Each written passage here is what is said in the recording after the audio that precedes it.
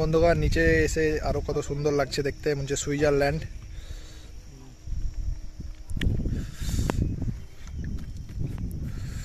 Passenger Switzerland, কত সুন্দর সুন্দর দৃশ্য। আমরা এখানে এখন গোসল করব, শুধু দেখতেই থাকতে ইচ্ছা করছে। আমাদের ভারতের জিওগ্রাফিটা খুব সুন্দর দেখতে পাচ্ছেন। এখানে সবাই এখানে মাছ ধরতে চলে এসছে, এখানে সব মাছ ধরছে।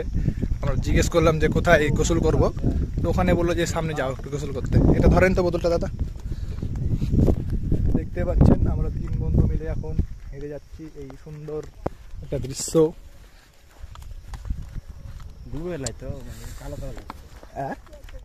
বন্ধুগণ খুব সুন্দর হাওয়া বইছে দেখতে পাচ্ছেন, আমাদের চুলগুলো উড়ে যাচ্ছে, আমাদের ড্রেসগুলো দেখতে পাচ্ছেন কি সুন্দরভাবে হাওয়াতে উঠছে। কেমন লাগছে ইসমাইলদা বলুন? ভেরি ভেরি কুল। সুক্তারুল্লাহ, হাওয়া বাতাস হয়েছে, আপনার গলার আওয়াজ তো হাওয়াতে উড়িয়ে নিয়ে চলে গেল।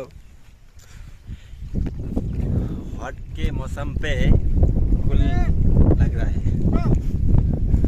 কত সুন্দর হাওয়া বন্ধুগণ, পৃথিবী এত সুন্দর করে আল্লাহ সৃষ্টি করেছে দেখতে পাচ্ছেন। এই পুরো মনে হচ্ছে জান্নাতের একটা কোনো একটা জায়গা, এইসব জায়গাগুলো দেখতে পাচ্ছেন কত সুন্দর।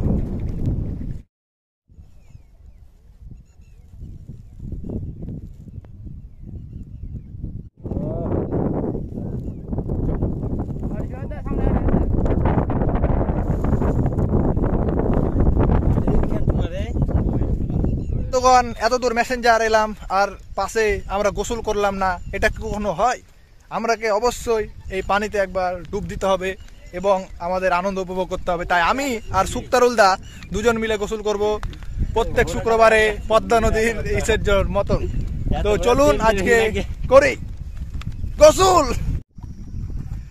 তো বন্ধুগণ এই মেসেঞ্জার ড্যামে আমরা এখানে গোসল করছি। আমরা এখানে ঘুরতে এসেছে, এখানে কেউ গোসল করেনি, কিন্তু আমরা এখানে গোসল করছি কারণ আমরা এখানে এসেছি, আমরা এখানকার সমস্ত মজা নিয়েই যাব। আমি গোসল করে উঠে গেছি, ওখানে আমরা 3 জন মিলে হাই ফাই করুন বন্ধুগণ। তো বন্ধুগণ দেখতে পাচ্ছেন কি মজা এখানে। আমার এখানে হাতে একটু লেগে গেছে বন্ধুগণ, ওখানে পাথর আছে, আমি হেলতে জানি না, তার জন্য কোনো অসুবিধা নেই, একটু দেখে শুনে থাকতে হবে। তো জান্নাত ধরলেন, পুরো জান্নাত। আমাদের ইসমাইলদাকে দেখতে পাচ্ছেন, তিনি আনন্দ উপভোগ করছে।